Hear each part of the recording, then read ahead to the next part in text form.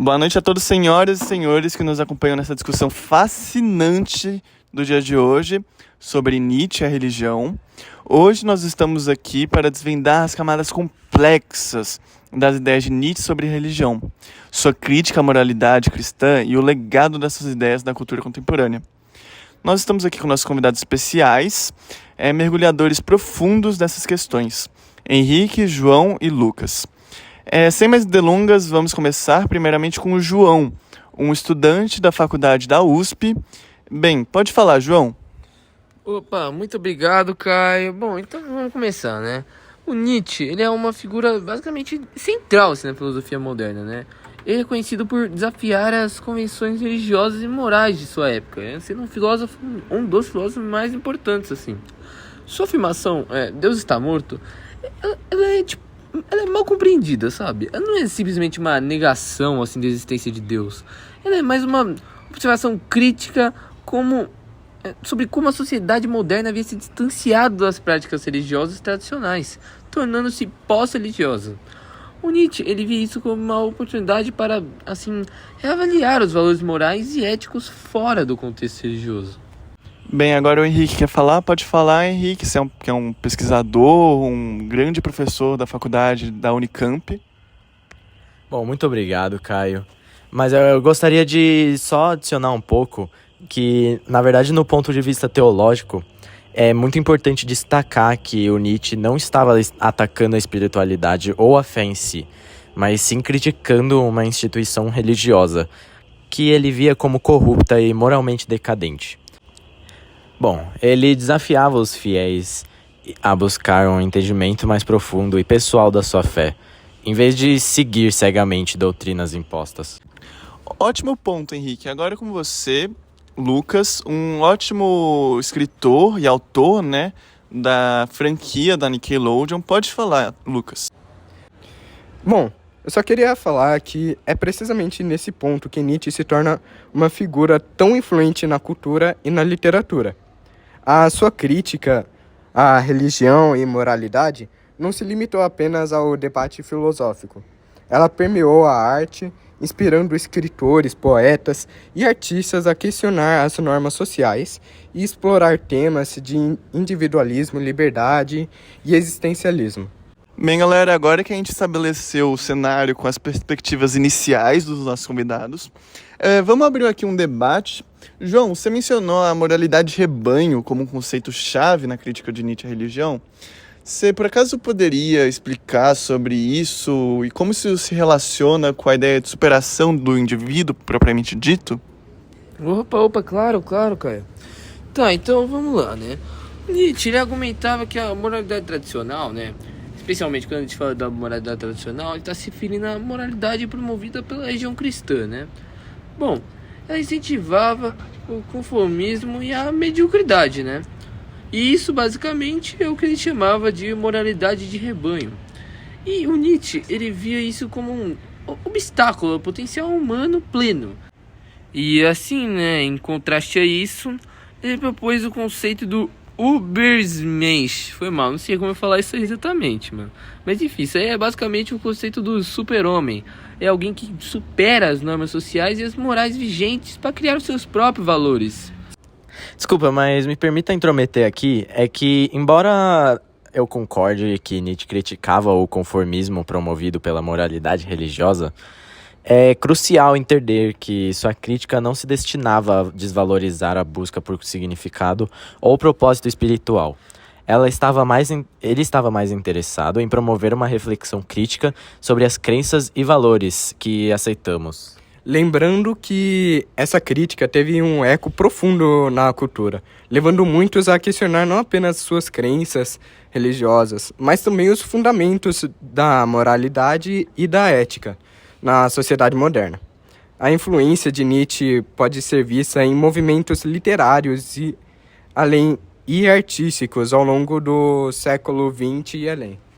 Bom ponto, Lucas. Eu acho que é muito interessante ver como as ideias de Nietzsche provocam reflexões em várias áreas.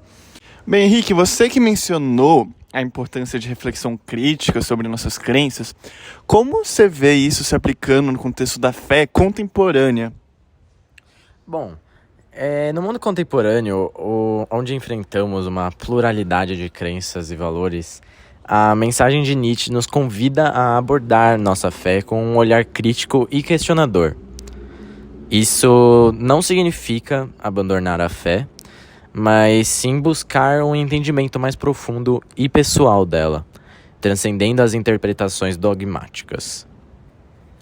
Bom, tá, deixa eu me falar. Então é basicamente isso, exatamente, Henrique. É essa busca pelo significado pessoal e autenticidade que ressoa com muitos hoje em dia, né? Seja no contexto tanto tipo religioso quanto contexto secular. E continuamos vendo essa ressonância nas expressões culturais atuais, desde a literatura até o cinema e a música também. A questão do significado da moralidade e da individualidade permanece central nas nossas discussões culturais, a pessoal e íntima, não apenas como um conjunto de dogmas. Isso não significa abandonar a fé, mas sim redescobri-la de forma que ressoe com o indivíduo moderno, buscando significado e propósito em um mundo pós-metafísico. Nietzsche nos desafia a encontrar a divindade dentro de nós mesmos, em nossa capacidade de criar, amar e viver plenamente. Bom, aqui voltando à fala anterior do meu companheiro Henrique, né? O Henrique, eu aprecio a sua perspectiva, mas falar que o Nietzsche não criticava a religião é um exagero, né? Porque não podemos esquecer que ele criticava ela frequentemente por considerá-la uma forma de fraqueza, uma maneira de negar a vida em favor de uma promessa ilusória de um além. Como podemos conciliar isso com a busca por uma espiritualidade autêntica? Sim, claro, João. É uma interpretação válida. Mas é que eu acredito que Nietzsche, a crítica de Nietzsche... Sim, claro, João. É uma interpretação válida. Mas, no entanto, eu acredito que Nietzsche critica mais a submissão cega à autoridade religiosa do que a busca espiritual por si. Ele valoriza a força, a vontade de poder e a superação dos limites humanos, o que pode ser alcançado também dentro de um contexto espiritual, desde que este promova a vida e a autossuperação, e não a negação dela. Bem, Henrique, eu acho muito interessante você destacar essa questão na submissão cega, como você falou. Agora, com o Lucas estava querendo falar aqui, pode falar, Lucas. Bom, só voltando ao impacto cultural de Nietzsche, a gente pode ver que sua filosofia inspirou movimentos que vão além da literatura, influenciando a música até, o cinema também e até mesmo a política. Essa universidade de Nietzsche, sua capacidade de falar com diferentes aspectos da experiência humana, é o que torna tão relevante hoje. Porém, é importante notar também que suas ideias foram muitas vezes mal interpretadas ou também utilizadas para fins errôneos. Bom, Nietzsche realmente era um cara espetacular, ele era foda. E isso nos leva a uma questão crítica, como podemos garantir que as ideias de Nietzsche realmente sejam interpretadas e aplicadas de maneira construtiva na sociedade atual. Tanto que, na época da Segunda Guerra Mundial, os ideais de Hitler geralmente eram acompanhados dos ideais pressupostos de Nietzsche, que ele realmente não havia divulgado, e sim a irmã dele. Bom, Caio, é essencial promover uma compreensão profunda e matizada do seu trabalho, né? A gente tem que evitar simplificações. A educação e o debate aberto são cruciais para explorar realmente as suas ideias e o seu potencial para reavaliar, assim, os valores morais e culturais, assim como o próprio Nietzsche propunha, não é mesmo? Ora, pois, à medida que nosso debate se aproxima do fim, fica claro que Nietzsche e sua relação com a religião continuam a provocar reflexões profundas sobre fé, meu caro ouvinte. Moralidade e o significado da existência humana é geralmente pauta dos discursos de Nietzsche. Seu legado nos desafia a questionar e redefinir até mesmo nossos valores em busca de uma vida autêntica e realmente significativa. Sim, sim. E mesmo para aqueles que fazem parte das esferas religiosas, e Nietzsche pode oferecer uma oportunidade para refletir sobre a natureza da fé e como ela pode ser vivida de maneira mais pessoal e transformadora. Então, culturalmente, Nietzsche nos inspira a explorar os limites da expressão humana, incentivando-nos a criar obras que reflitam as complexidades da condição humana.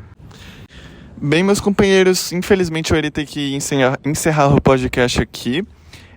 Impreterivelmente, nossa discussão hoje revelou as camadas complexas nas ideias de Nietzsche sobre religião e moralidade, com certeza.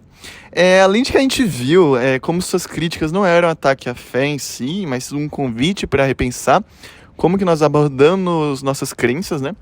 O legado de Nietzsche, ele continua a influenciar não apenas a filosofia, mas também busca um entendimento mais profundo de nós. Ô João, você pode, por favor, fazer silêncio como convidado? Cara, segundo o site eu tenho a liberdade de expressão, cara. Vai tomar